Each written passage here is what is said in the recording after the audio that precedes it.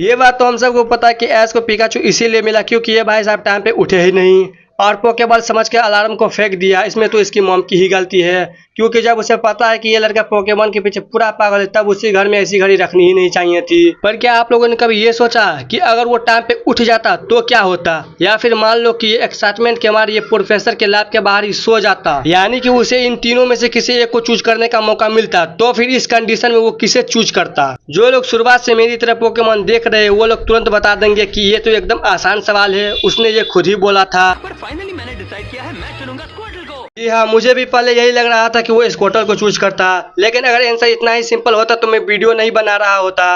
अभी कुछ दिन पहले ही मैं ओजी सीरीज के एपिसोड देख रहा था और मैंने तभी ये नोटिस किया।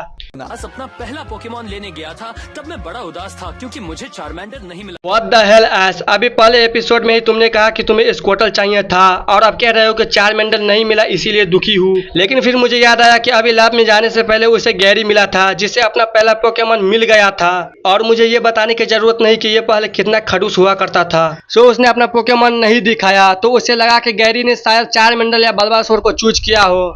तो इसका मतलब ये हुआ कि अगर वो पहले आया होता तो वो चारमेंडर को चूज करता, या फिर शायद ना, क्योंकि उसने देखा कि स्कॉटल चला गया है तब वो बल्बासोर को लेने गया। ये सब क्या सीन चल रहा है भाई, अब मैं बहुत कंफ्यूज हो गया। लेकिन कुछ एपिसोड दोबारा देखने के बाद मैंने ये नोटिस किया, मैं इस कंडीशन पे आया हूँ कि अगर उसके सामने तीनों ही पोकेमॉन होते तब वो बल्बासोर को चूज करता। और ऐसा मैं इसीलिए कह रहा हूँ क्योंकि जिस एपिसोड में पहली बार उसने बल्बासोर को देखा तब उसका रिएक्शन कुछ ऐसा था।